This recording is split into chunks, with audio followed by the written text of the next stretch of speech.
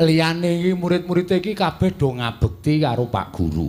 Liyane iki kabeh do bangun miturut karo Pak Guru. Ming murid loro iki lho sing nggegerke sak kelas. Nggegerke sak sekolahan. Jos, Pak. Jos dengkulmu mlocot.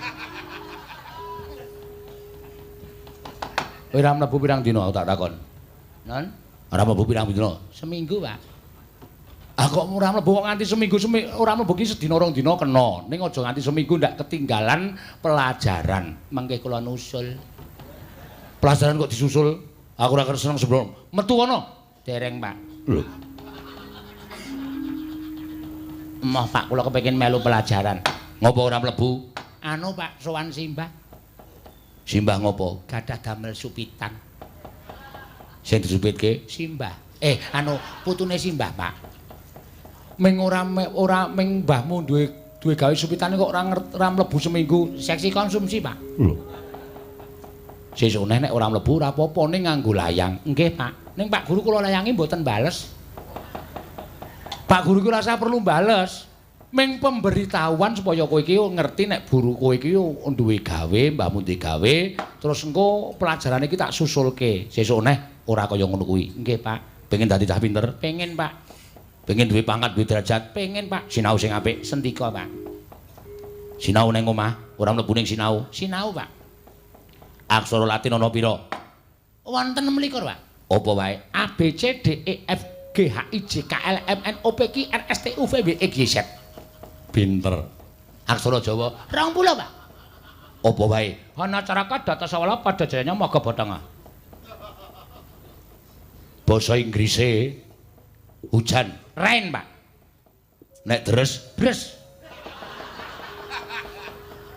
Kuwi jenenge wong ora tau sinau. Nggih, Pak, nyuwun pangapunten, Pak. Basa Inggris pancen kula rada ora seneng, Pak. Lho. Basa Inggris iki basa internasional, sok bakal kowe nggunakake, sok bakal kowe merlokke basa Inggris. Nek mangsa kala kowe gareng tekan luar negeri apa ora nggo basa Inggris? Nggih, Pak, sendika ngestakaken dawuh, Pak. Tapura ning sesuk anggere ora mlebu seminggu neh tutuk sirahmu. Nggih, Pak, nggih, Pak. Ngestakaken dawuh, Pak. Nganggo layang. Nggih, Pak. Ngagem perangko mboten? Sakaremu. Nggih, Pak. Bagong, dalu Pak Guru. Ora mlebu pirang dina? 3 sasi, Pak. Saiki aku tak takon karo kowe, apa memper? Memper, Pak. Ora mlebu kok 3 sasi kok memper iki kepiye? Kowe saiki ngopo kok ora mlebu 3 sasi? Tak takon ngau. Duwe gawe mbahmu? Mboten, Pak. Ana perlu? Mboten, Pak. Nganu ora mlebu kok ngungkuli prei. Nggih, Pak, kula seneng ya, Pak. Lho. Sebab apa ora mlebu? Anu, Pak, seragam kula teles. Haming seragame terus kok ora mlebu 3 sasi. Musim penghujan, Pak. Enggak ada panas babar blas. Mula kula terus kan nganggo napa? Kancane nganggo seragam, kula ora nganggo seragam niku malu, Pak. Trima ora mlebu. Ketinggalan pelajaran. Sinau, Pak, murid teladan. Aksara Latin ana pira? Kula ngapalke aksara gedrek ya, Pak. Iso ora?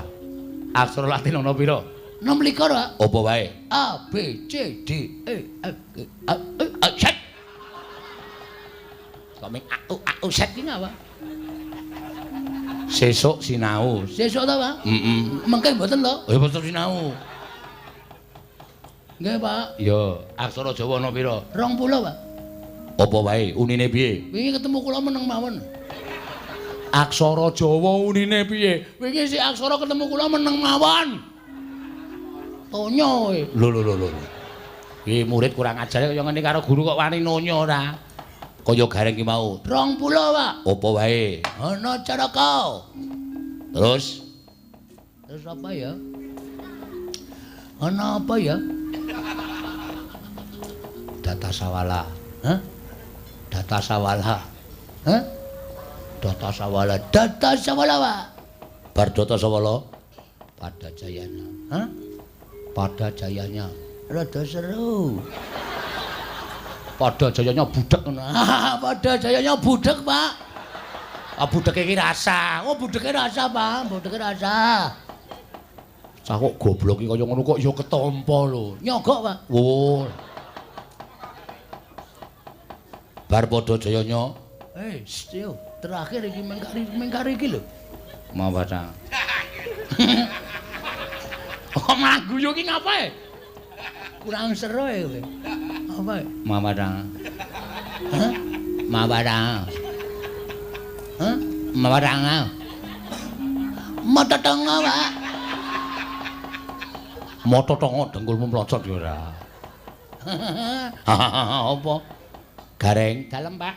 Kejaba aksara sing tak kandhani karo kowe sing jeneng mata pelajaran kira ana mata pelajaran matematika. Nggih, Pak. Kuwi kudu tok sinau mergo matematika penting kanggo urip. Iya nggih, Pak. Hitung-hitungan mergo wong urip iki penuh dengan hitung-hitungan. Leres, Pak. 2 ping 2, 4, 6 ping 6, 36. 9 ping 9, 81. Edan cak-cek. 7 ping 3, 21. 21 sego 7, 14. Siji udo. Siji 0. Oh, kuwi utek matematika. Bagong matematika ya belajar. Belajar, Pak, kula nek dutangi ra tau nyaur. Oh, hubungane apa? Ora. 2 ping 2, pawat. Wah. Dia cak-cek ajar dadak. 6 ping 6, pawat. 9 ping 9, pawat. Ora iki. Kok ming papat kabeh iki. Aku ki eling ngitung tekan papat. Bar papat aku ora ngerti.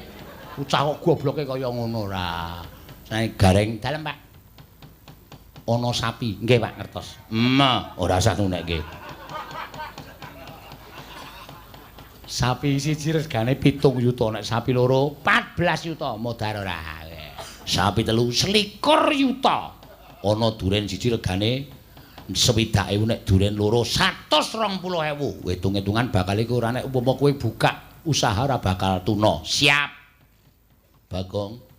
Ana duren. Njaluk, Pak. Nggo sike. Engko sike. Iki pertanyaan kok njaluk. Aku lho seneng banget kali duren. Iya aku ngerti. Aku ya seneng ning iki pertanyaan. Ana duren siji. Nggih, Pak. Regane siji 60.000. Nggih, dituku wong. Nggih, Pak. Sapa sing nuku duren? Piye iki pertanyaane iki? Ngerti ora? Mboten ngertos, Pak. Gareng ngerti. Ngertos. Nah, cah pinter. Cah pinter. Sapa reng? Tukijan. Nah. Cah pinter. Kowe pas Tukijan tuku iki ning kono apa? Ning kono aku ngerti kok ya. Oh ya. Kok suwe-suwe kowe arep diakali aku. Gareng tak takoni rambutan sekilo regane 6.000 nek rambutan 17 kilo. Waduh angel banget Pak niku, Pak. Sing kilonane sithik-sithik mawon. Nek rambutan 3 kilo regane 6 ping 13.000. Pinter. Bagong rambutan sekilo 18.000. Usike regane 6.000. Nek rambutan sak wit regane Gareng iso ora? Saged, Pak. Pira? Oke banget. Lah iki sinau. Cah sinau iki ngene iki. Ngene gentenan ya, Tru? Gentenan piye? Aku dadi gurune. Oh iya. Ketoke kok kalahan terus aku arep. Nah, kana murid kana.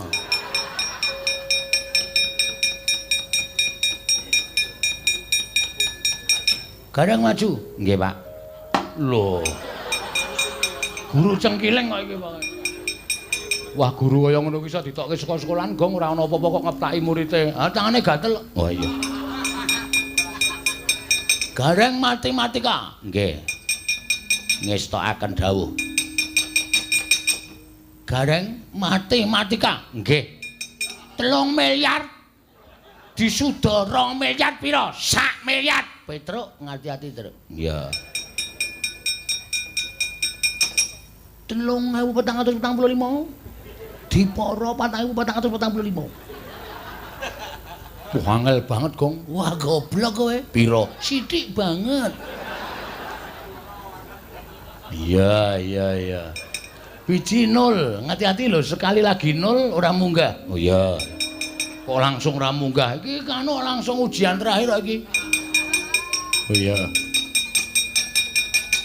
Gareng ngerti bobote Gunung Merapi? Ngertos. Bobote pira? Ora umum. Pinter tenan. Cah cerdas hitung-hitungan. Petro tau weruh kodhok? Ngerti aku, ngerti. Kodhok kae nek melumpat sepisan lompatane sak meter. Nek melumpat kali jembare 3 meter ping 3 putar kowe. Skak kowe saiki ping 3. Salah. Siap-siap metu saka sekolahan. Lah kok metu? Wis ora iso jawab kok. Ping pira? Ping pisan. Lho kok ping pisan? Pisan nyemplung banyu blung terus renang ora mlumpat meneh. Oh. Cah kaya ngene kok ya akale pinter ora. Dadi guru ora pilih se, ngono lho. Murid sing siji dikenai pertanyaan sing gampang, sing siji dikai pertanyaan sing angel. Pamrihmu mung ngarep kowe ngelek-elek karo aku. Heeh. Mengarep dianggep wong goblok, dianggep wong bodoh. Pertanyaan harus sama. Murid A, B, C iki diparingi pertanyaan ya sing padha, ora beda-beda. Ngono, wong pelajarane ya padha, sing diwulangke ya padha. Iya ya. Heeh, dadi guru ku sing apik ora. Oke nek. Oh iya. Oke nek kono wae ora apa-apa kok. Wis tatanane kleru. Oh iya. Aku kene kok pas. Iya. Ya ming dienggo anu kok reng apa praja-praja wong nyatane sowane ning sekolahan. Ha iya. Dienggo nglipur ati ning para apa jenenge iki siswa-siswa. Nek siswa-siswa kuwi wis do bali wis do turu iki asine cilik-cilik iki sing seneng ki guru-gurune. Ha iya. Ya wis ora apa-apa. Ayo tetembangan sing kepenak terus. Ya. Sore mau isih ana sing durung diaturake. Heeh. Sing klasik dhisik. Ya, sing klasik ya kena. Ngaturke apa? Aku tak nyuwun pambiyantune Mbak Ayu Purwalestari sing pancen ya suarane dienggo klasik ya pancen swara klasik. Ha iya. Ayu kok nembang begijikan iki jane ora wangun. Heeh. Suarane iki ya wis swara sinden tenan. Ha iya. Beda karo bojoku. Ha iya. Bojoku nek nyinggen suarane blero. Mula ora tau takon nyinden. Ha iya. Tau ajar nembang malah aku mumet. Oh. Migren aku langsung ngantuk. Ha iya. Wis rasa nembang wis nang omah wae nampa dhuwit wis karo dolan aku yo. Saking tresna aku karo bojo kok. Ha iya. Tau uja pokoke. Pokoke aja nganti aku ya ora diuja. Enten-entenan ning kaya ngono kuwi senengane ora. Ayo Petro gek nembang Petro. Iya Mas Garing aja kesusu Mas Garing. Tak nyuwun sinom parijata. Aku lagi seneng sinom Petro. Ya ora apa-apa. Mumpung penggironge komplit iki. Sing wingi ora menyang siji. Radang tembolok. Apa? Radang tembolok. Tenggorokan kok tembolok. Tenggorokan iki lho wadah swara iki lho. Kudu ngaso. Oh, iki ya wis nekat iki wong le dawuh dokter kudu ngaso 5 tahun kok. Ateneh tekor ngaso kok 5 tahun. Lho.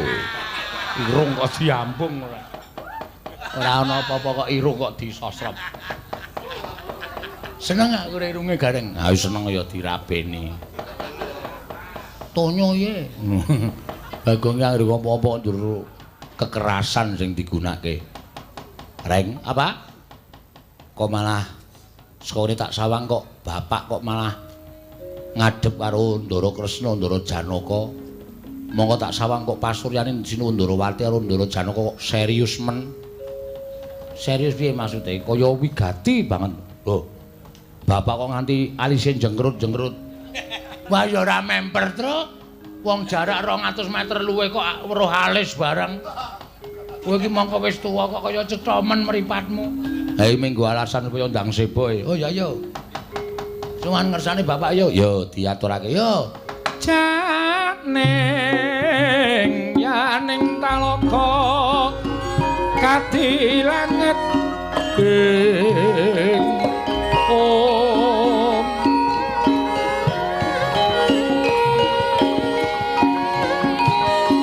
Mambang Pantepasulan upamaneka lintang tulya kusumayana sumawur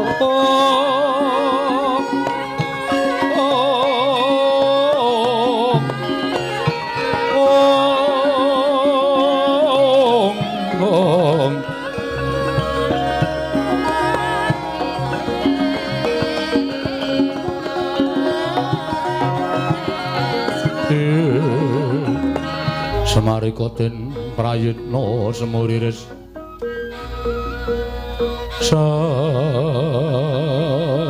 samuriris eka balik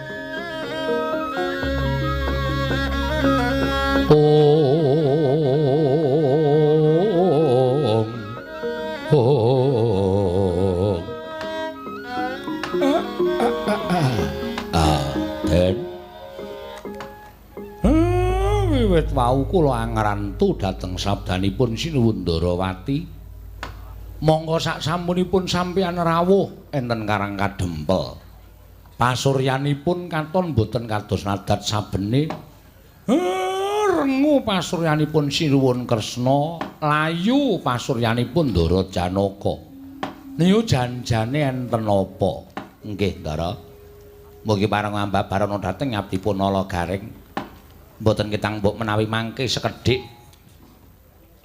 kula saged ambebantu dhateng bot repotipun Ndara Ndarawati nggih Gus kepareng cumadung dawuh ngabdipun Petro nggih sinuwun ampun kendel masalah niku nek mboten dikendikake kalau kiwatengene nek diempet dhewe niku mboten prayogi kedadosanipun Kakang Semar kula wonten dawuh pancen mrentaku ning Karang Kadempel nganti lawan kadangku Yayi Arjuna.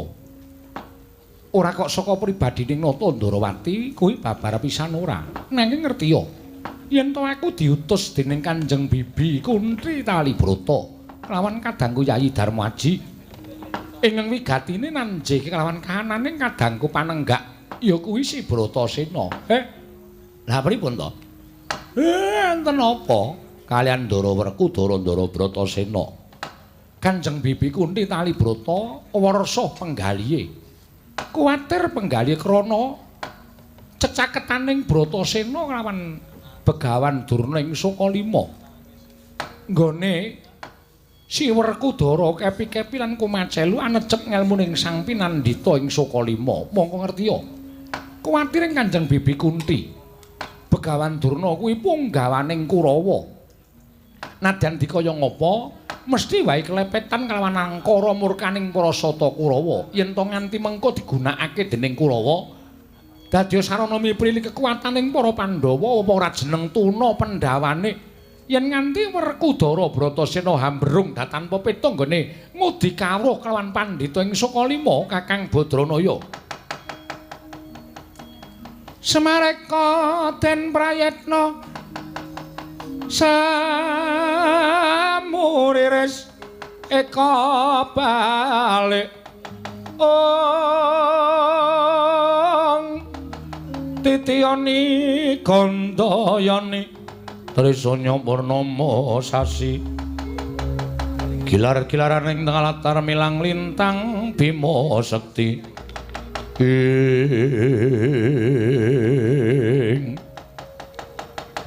dereng ngantos paripursa imbal wacana kasaru katrenjo praptaning Sang Werkudara jelek wonten ngajianipun Nata ing Ndarawati Arya Cingak kang samya mulat nenggih sanggya para panakawan wau kontang mining samudra anglangut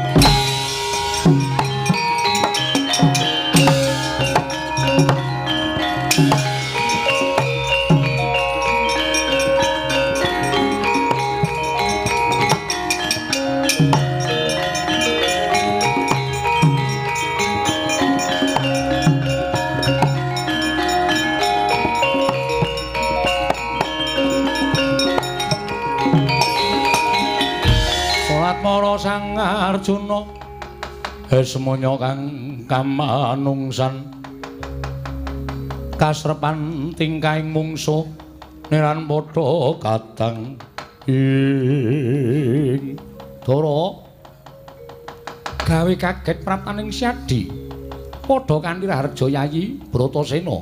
Yo Kresna kakangku slamet aku ngaturake basaku katura. Tak tampa gawe gedhening penggalipun kakang ora liwat pangestunipun Kakang Tampanana. Ndak gegem dadiake jimat. Jlamprong kaya ora adat sabene bareng aku prapta ning papan kene.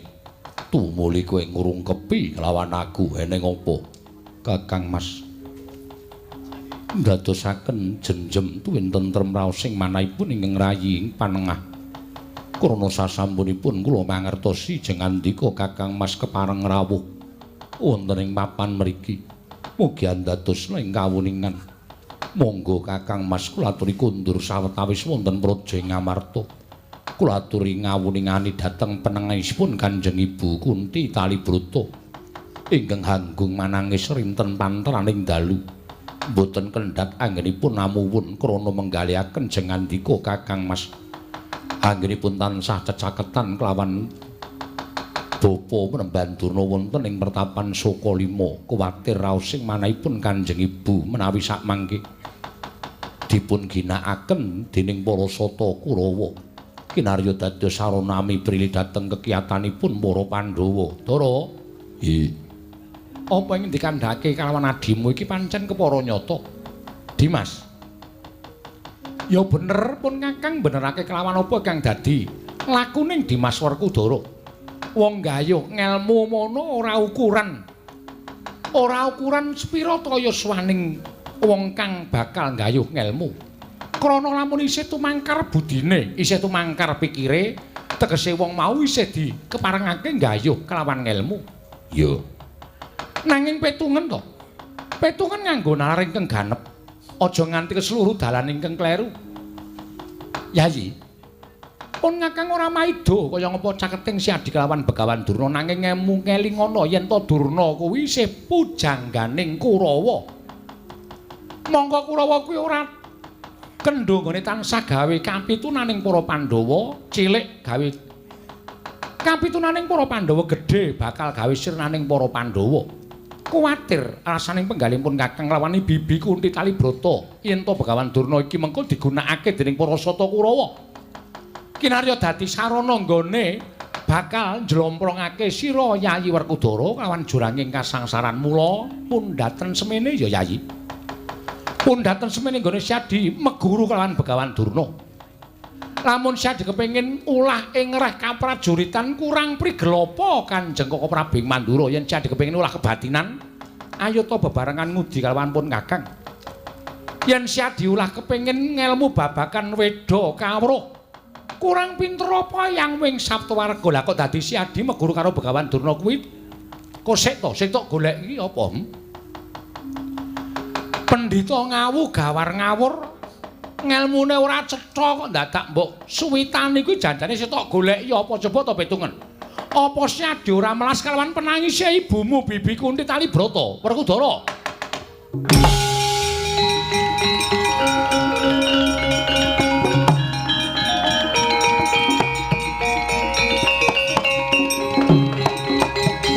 Manganjur lakuning angin gugur anggrah ning arga Gura Gurnita.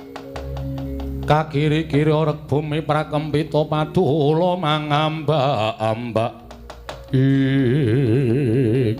Wah. Yo. Ngendikaning Kresna kakangku ndak agem.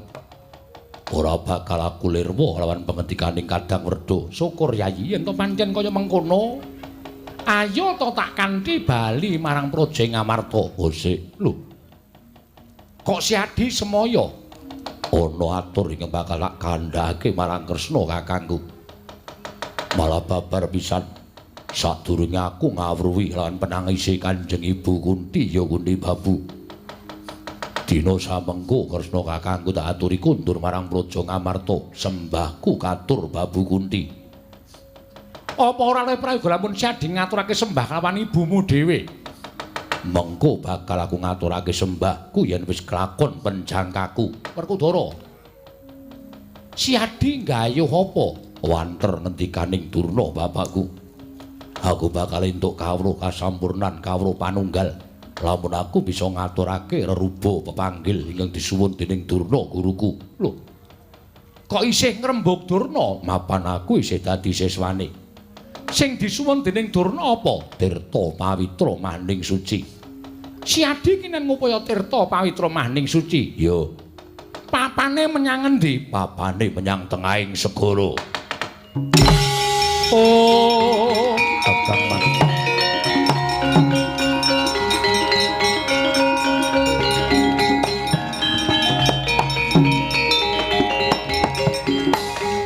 Werkudara, kadanging pun Kakang Yayi.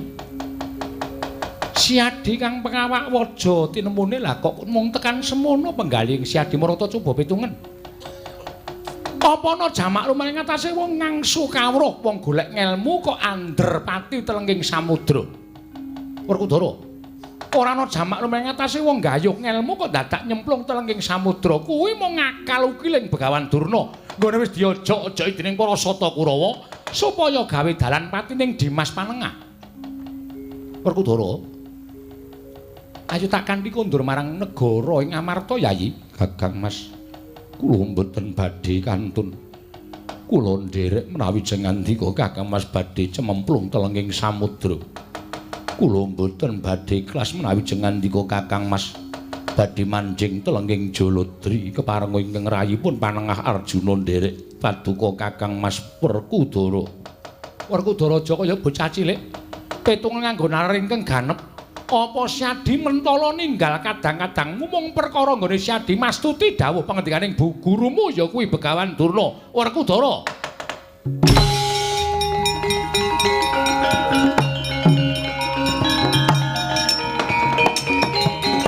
Ngrweteh kaya bedet sewu neba pategalan.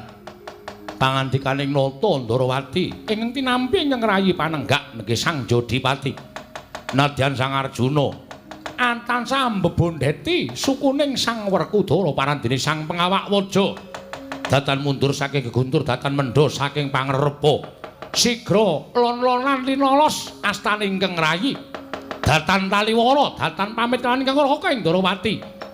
Kebat kaya kilat kesit pindha tatin geblas Sang Werkudara manjing tepining Jaladri karya kaget Nata Ndarawati wau. Kresna sinayang manggelung mintonaken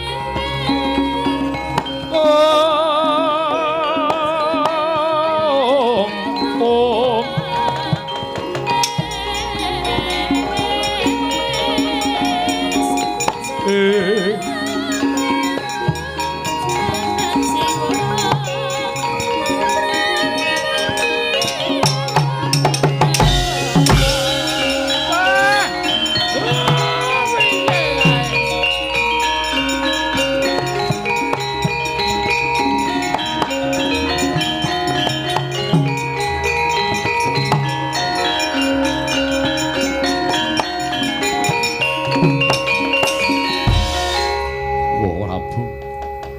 kepareng wangunus curiga kemawon katujau dadanipun ingkang rayi.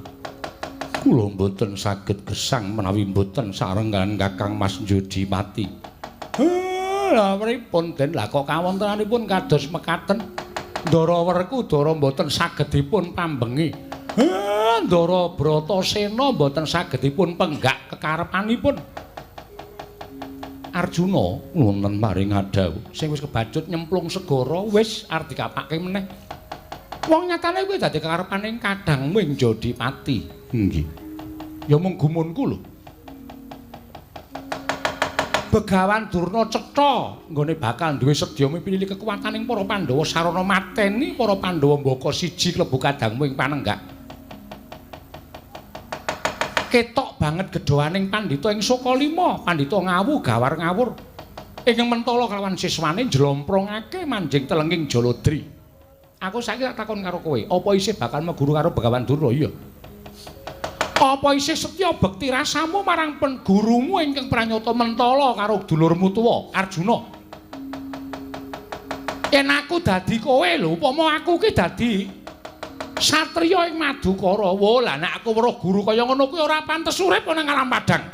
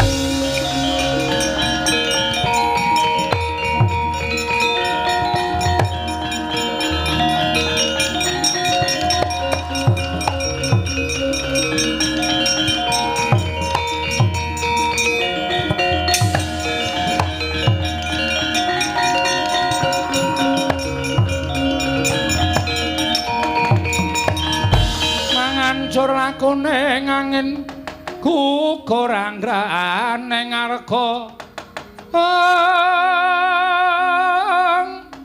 arep bumi prakempita padula mangambak-ambak lesoswara pinusus sindung riwut magenturan Sang Werkudara wis dumugi gisik ing samudra kendel sawetawis kaya tugu waja katempuh ing maruta kedhep tresmak sang bagus nggih nyamirsani gumlaring Jaladri gumaludhuk swarane ngalon jumalegur bebenturan ombak sak gunung-gunung alembak-lembak kumelap kang warih samudra nglepi sela karang ing pating jenggelek dasar mendung anggandul angalingi prabaning Basanta dadya sintru swasana gisik amung kala-kala katingal cumaloro tatet amblah langit akarya giris kang samya mulat dumadakan ana rijal muni ing kidul kulon kaya sung sasmita lamun kaya ana nyawa ingkang wis ora krasan mapan ana ing ragane dadak sakala kaya ginugah kasudiraning risang Bratasena pepuntaning karep wis manjing dadya tekad angur baya prapting antaka lamun tan kasembadan sedya milagya ngremaken netra megeng napas tanupus nyuwun kekiyataning Gusti cancut Sang Werkudara geget waja Jaja mungal badan binandul seblak asta suku kiwa mancat bumi suku tengen den balangake jumangkah Sang Werkudara jegur telenging samudra Sang Bratasena.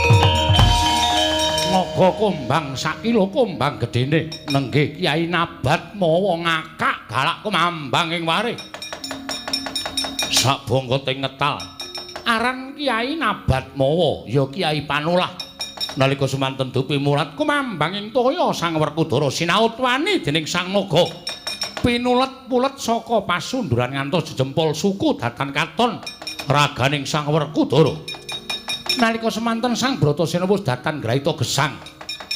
Wis datan graita gesang ing cipta Angurbaya tekaning pati.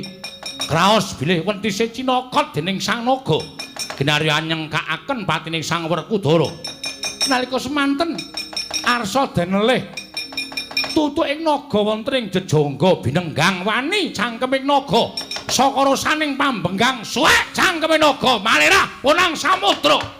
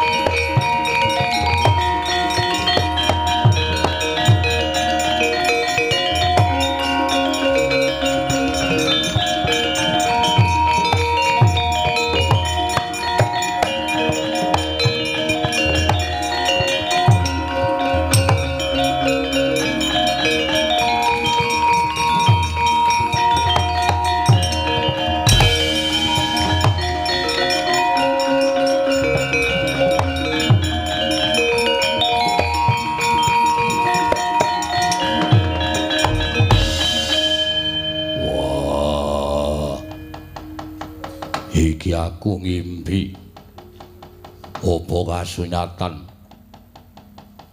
ora kanthi kanyono-nyono aku mapan ana ing jroning pulo cilik ana ing tengahing segara kang asrine kaya ngene panggonan iki nyenengake perbawane nentremke ati iki ana bocah bajang ijen mapan ora ing kene kowe kuwi sapa lan anake sapa Werkudara bagya sak prapta kita ning ngarsa ulun kir. Wah, cumantaka dene kowe mung derajate bocah. Wani nyebut aku sarta ora nganggo tata krama. Kowe sapa? Lan wis ngerti lawan aku. Ulun iki Jawata, dene jejuluk ulun utawa wisik ulun Sang Ruci Bathara, ya Sang Dewa Ruci. Dewa Ruci kuwi anake sapa? Ulun iki ora kayogakake lan ora angyogakake kahanan ulun bareng lan kahanan kita Werkudara. Yen pancen kowe kuwi dewa, mestine awas paningalmu. Mula aku njaluk titikan yen kowe bisa nyebut alurane kang nurunake aku gelem ngaku yen kowe kuwi dewa. Ya, Bratasena. Ulun kang mung mituruti panuwun kita, jeneng kita muna anak Prabu Pandhu kang panenggak patutan kelawan Dewi Kunti. Kadang kita kabeh kuwi kang aran Pandhawa, ya kuwi Puntadewa, jeneng kita nuli Harjuna, banjur Nakula Sedewa kang mijil saka Dewi Madrim, ya mengkono apa ora? Iya. Dene Pandhu wong atuwa kita kuwi anak Abiyasa, Abiyasa anak Palasara, Palasara anake Sakri, Sakri anak Sekutrem, Sekutrem anak Manumayasa, Manumayasa anak Parikenan. Parikenan anak Bermani, Bermani anak Brama. Brama anak ing Bathara Guru. Ya mengkono apa ora? Wah, bener kabeh. Saiki aku gelem ngakoni yen kahananmu tunggal jatining kahanan karo aku. Lan aku bakal nyembah ndodhok karo kowe. Nanging aku njaluk titikan. Waton kowe bisa mbathang apa perlune Werkudara tekan kene. Lan kowe kudu bisa nuduhake kanthi cetha ngendi kang lan endi ingkang ndak upaya. Ya, kulup. Ulun mung tansah ngijabahi apa kang dadi panuwun kita ing purwane ana saluka kang surasane mengkene. Aja memangan yen durung weruh rasane kang dipangan, aja menganggo yen durung weruh werdine kang denanggo. Aja lelungan yen durung pernah papane kang den tuju. Aja manembah yen durung pana dununging kang sinembah. Ya kanthi wewaton saluka mau nggir ulun benerake marang lekas kita. Nggon kita kesusu nindakake samubarang gawe luwih-luwih ing bab dununging panembah. Kita tintingi kang kanthi permana luwih dhisik ya mengkono mau prayoga banget banjur kewajiban ulun hambatang sedya kita teka ana ing kene ngestu padha parentahing guru kita Dah Nyiwang Durna kinen ngupaya tirta pawitra mahling suci dene nganti kita rewangi manjing samudra sabab nggon kita bakal antuk wejangan kawruh kasampurnan Purhanira nggih Durna kuwi ora kliru pancen ing kene papaning kawruh kasampurnan ya mung ulun Sang Ruci Bathara ya Sang Mahardika Ngrat ingkang bakal mbabar kawruh kasampurnan marang jeneng kita Kulup Werkudara.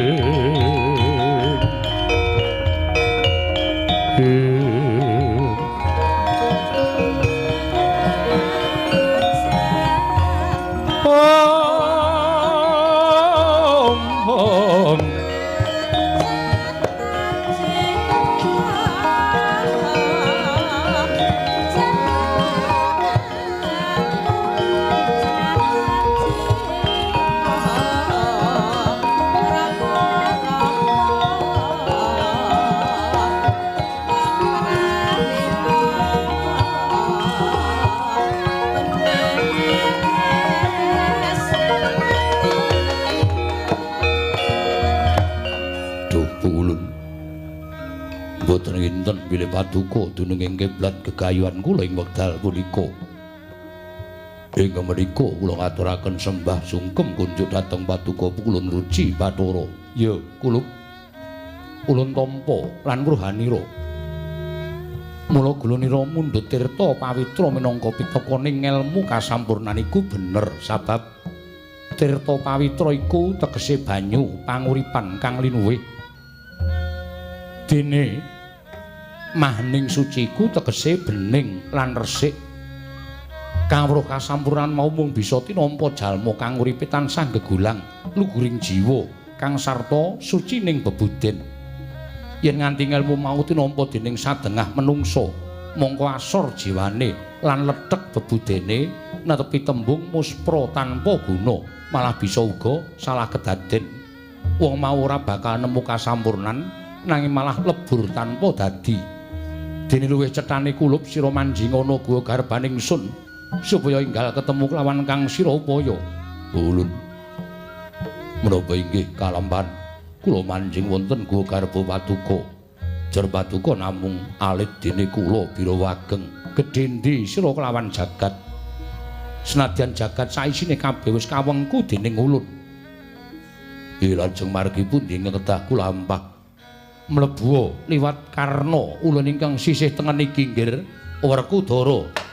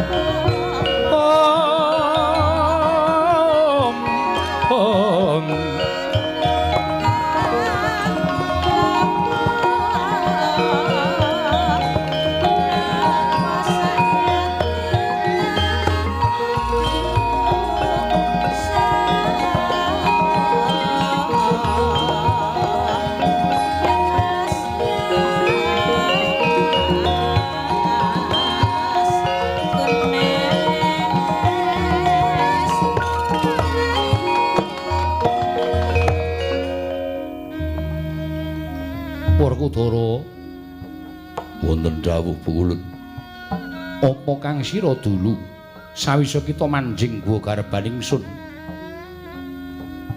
kula kadhi mapan wonten papan jembar ingkang datal empuh pagut miwah kula boten saged wuninga kiblat.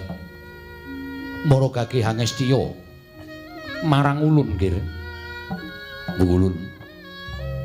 Sasampunipun kula hangesti dhateng jengandika ulun.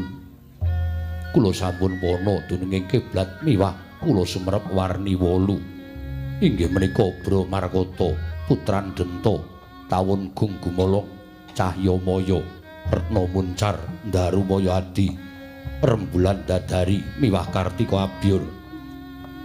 Rerupan 8 mau sejatine sifat kang linuwih. Dene 8 mau pinirang dadi 2. Ingkang 4 marang sifat asma apengal, dene ingkang 4 manjing dadi hawa nepsu 4 perkara, ya kuwi abang, ireng, kuning lan putih. Abang marang drengki srei, ireng kuwi hawa nepsu ning raga, kaya ta dahar, dedaharan lan sak piturute. Dene kuning demen ngurupi laku cidra. Saka kareme milik doyan reruba. Dene putih kuwi demen teteki murih suci, demen narima murih sampurna, emoh rekasa, lumuh pakumpulan dalaran wedi marang pegawean, trima bodho waton ngaso.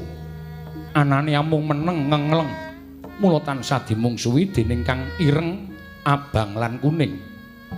Werkudara wong urip kuwi luwih ewuh lamun to ngelingi marang prateléning ati kang 4 mau, sabab ora ngantepi ya luput, dene yen ngantepi ya durung karuwan. Mula yen to kepengin wening kudu bisa misahake hawa.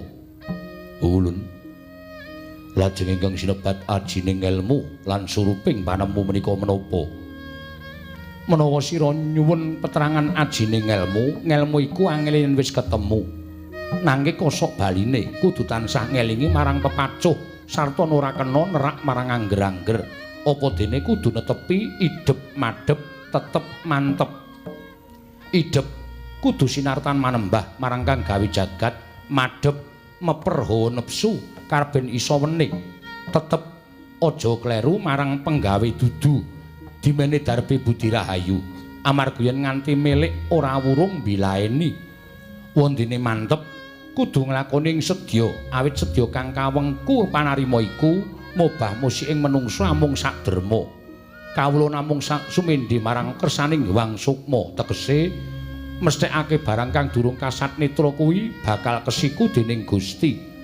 Mengkono kula munggo manjinging ilmu, wondene suruping ilmu ya kuwi setya legawa, sabar narima, berbudi bawa leksana. Setya legawa aja sugih sujana lan lila ing donya, ikhlas marang pati, pamriye dimen rahayu, nandura kelakuan becik lan suci, tepa-tepa marang sak pepadha-padha. Sabar narima tegese sabar, den saranta ing tekatira yen to kadukanan dening sukma, kudu narima lan rumangsa. Dene narima tegese yaiku tansah ngenteni siing Hyang Sukma, awit ing tekad wis aguh nglakoni beja cilaka, lara kepenak, pinter bodho. Wening kodeng urip lan mati. Berbudi tegese demen tutur becik, demen madhangake wong peteng, pikire sarta tetulung marang wong kang kataman ribet. Wondene bawa leksana, kang gedhe hambege, sarta kang luwih budine. Aja nista lan kang bisa cukup pamikire kudu mulat awas lan uga tansah naliti mranata basa tanduking karti sampeka. Dene sirikane yen dusta candala nganiaya marang sakpadha-padha. Dene dumadining menungsa. Menungsa iku saka paringing Gusti, bapa lan ibu. Gusti maringi cacah 4 yaiku kang awujud panca indriya. Dene kang 4 kasebut cipta, rasa, budi lan karsa. Dene bapa maringi cacah 4 tur sarwa kasar, wujud balung kulit, otot lan daging. Dene ibu maring cacah 4 sarwa alus, wujud getih, sungsum jeroan lan otak.